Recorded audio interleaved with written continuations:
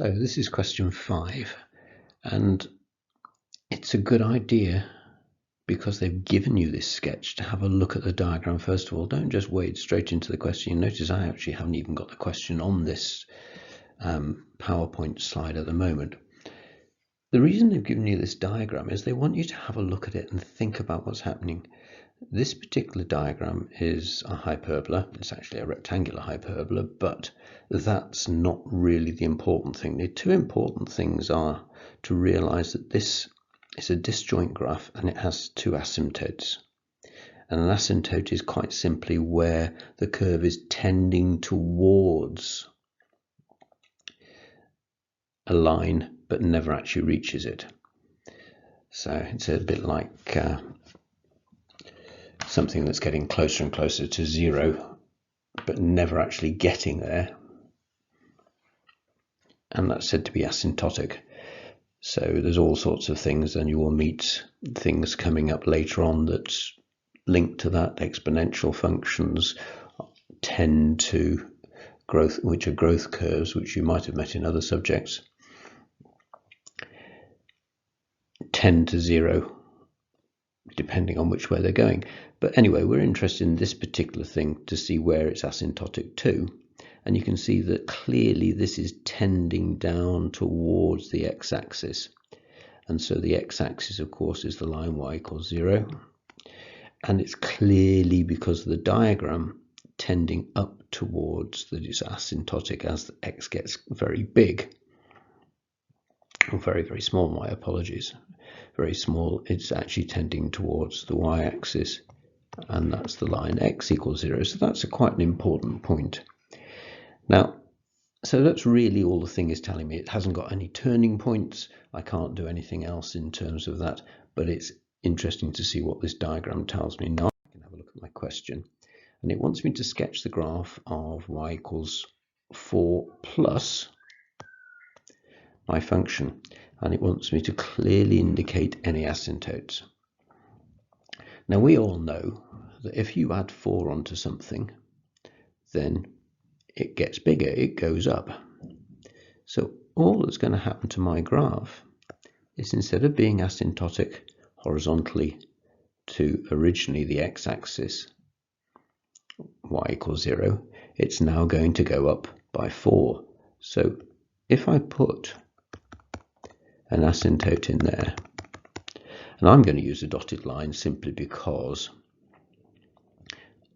it's going to tend towards that rather than actually hitting it as such. So, and whilst you can get away with just putting the 4 there, it's clear there that if I put on the equation of this particular line, y equals 4, then what I've got is something that is going to be asymptotic. Now you notice it says sketch. It doesn't have to be particularly good. So as long as it's got the right sort of shape, and it is definitely asymptotic, it's not actually going to tend towards the line. That's very difficult on these things to get a decent diagram. So it's got to be the right sort of shape, it's got to be asymptotic, it's got to be tending towards. You might criticize my diagram there because it looks a bit like my pet spaniel's been doodling it, but he's probably better at drawing straight lines than I am, to be honest. So it doesn't change it, just moves the whole shape up 4 places. And I've clearly shown my asymptote. I'm showing that it's asymptotic here, but just to emphasize that, I'm also going to put x equals 0. So if I move on to the second part of the question, which is sketch the graph of y equals f bracket x minus 3, clearly indicating any asymptotes. Again, it's only worth 2 marks. Now, if I think back to my original diagram, this diagram is showing what we as mathematicians or maths calls odd symmetry. It has a symmetry, but it is only symmetric if I actually rotate it about the origin. If I take that first quadrant value, this one here, and rotate it through 180 degrees, it would overlap the original of the shape.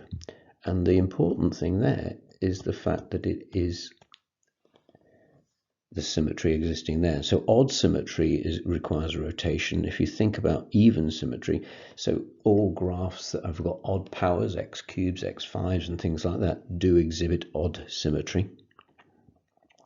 Even symmetry in mathematical terms, if you think about the simplest even curve, nice little happy parabola y equals x squared, then this is symmetric about the y-axis x equals 0. That's one thing that we've known for years, ever since we've been able to draw parabolae. So that's an even symmetry, this one's an odd symmetry. Now what I'm interested in here is what that x minus 3 tells me. And you notice that it is the variable x equals that has to be equal to 0. So that's the important bit that I've got. So if I look at x minus 3 equals 0, this actually represents the shift. Now, because my first part, it went up, that was a horizontal shift or a vertical shift. This one's going to produce me a horizontal shift. And my horizontal shift is going to be dependent on which way I go. Now, a lot of people think that negative goes to the left. The actual Latin word for left is sinister, which is a good word. I'm actually left-handed, but that's another matter. You understand I'm slightly biased towards left-handedness. But clearly, if I've got x minus 3 equals 0, then it's obvious that x is equal to 3. So although it's an x minus, it's actually causing the thing to shift to the right. Okay, and my new line of symmetry is now at x equals 3. That's how I get it. So the shape stays the same. It doesn't move up as well. It only moves horizontally. So my shape, if I can manage to draw it, will stay the same. It's still asymptotic to y equals 0. So I've now sketched that. Doesn't have to be a particularly great sketch, but I'm clearly showing my two asymptotes, x equals 3, y equals 0. So the things to remember there is if you've got x being acted on by an addition or a subtraction within the bracket, then it's where that is equal to 0. So if x plus something, it would actually shift your asymptote left into the negative range, because x plus something would equal 0 would give you x equals minus that something. If it's x minus, as in this particular case, then it will actually move it to the right. So this represents a translation 3, 0, 3 places across, nothing up to the right, and that's where we go. In the answer to the question, we looked at the transformation f of x minus 3 in terms of how the axes move, and therefore the asymptote moves along 3 to the right. Another way of looking at it is to see what happens to an individual value of x. So if we look at an x value of 4, for example, if we look at what's happening to this x, first we have to take 3 away. So that will mean it slides along to here.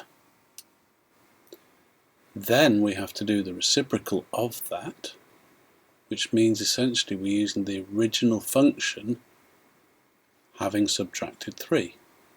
So for the y value there, that's going to give us the value on the original function. Now this was the answer to putting 4 in here, so that then slides across to be above the 4. And that shows us why, even though we're subtracting 3, we're doing f of x minus 3, contrary to what we might think, which is that minus moves us to the left, it actually moves the function to the right. Diagram that shows it all in one. This time we're starting with wanting to know what happens to x equals 2 with the new function. So first we subtract 3, which takes us along to minus 1. Then we use the original function, because we just need 1 over that. So that takes us onto the black dotted line, which is the original function. And then we move that across to here, because that was the outcome, having put the value 2 into 1 over x minus 3.